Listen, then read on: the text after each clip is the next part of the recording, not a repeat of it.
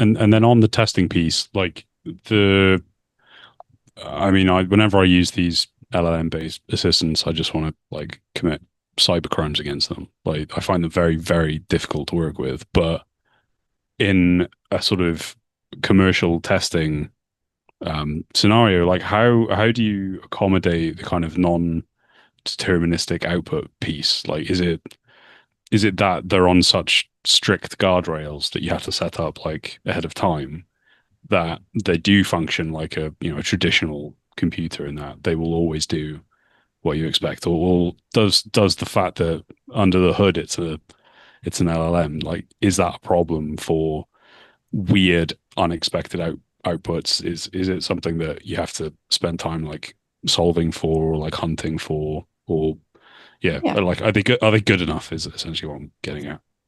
I think this is where, kind of there's two pieces to it, right? Like I think first off, the rise of skills is going to help with this a lot, right? And that's something that we're invested in is like defining what are those skills so that the LLM knows automatically if you're doing X, look at, XYZ skills and use those specific pieces to help guide it to make the right choice and not just be doing things randomly, and also to like reduce token uses and things like that. So that's one part of it that we're doing to kind of reduce the risk of hallucinations.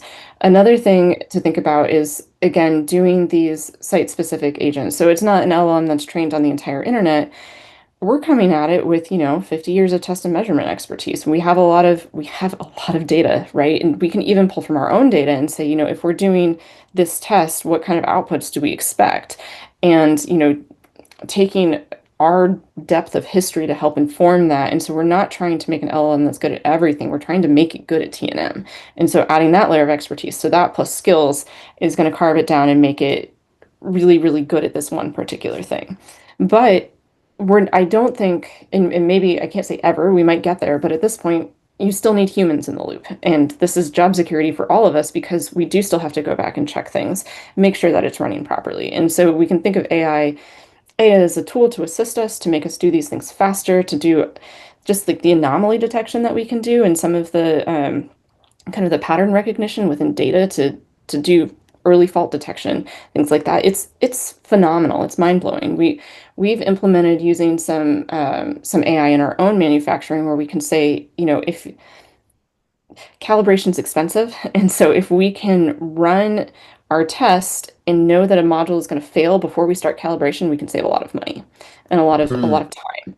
And so we can do that kind of anomaly detection early on and say, do we expect this to pass or fail? And before we ever even get to a failing result, we can pull that module out and know that something's wrong with it, right? So it's like those are the kind of insights that we're working with, and we allow customers to input their data as well, so they have access to their data sets. So we're trying to make not general purpose LLMs, but we're trying to make them, we're trying to hone them in, scope it down, and make it specific to one application so you get the best results as possible. But obviously, humans still play a big part in that. Great, And thanks. I do believe I do believe it's the same across the industry, right? So no one is closing the loop, at least for telecom network infrastructure. So no one is letting, say, probabilistic models run, near real-time networks, right? Unless we are discussing about chatbots or something similar, right? Yeah. Is there a risk related to that of having models working specifically to tests? I mean, I think we've seen that in some other environments, but I don't know if that's something which NI's had to take into account when designing your own um, your own work. I mean, I suppose for you everything is a test, so it's maybe less of an issue. We're a conservative bunch, right? So I do think just as I'm looking at the T&M industry in general, I think the transition and adoption of AI will be slower than some areas because as just by definition of the job, you are doing risk management.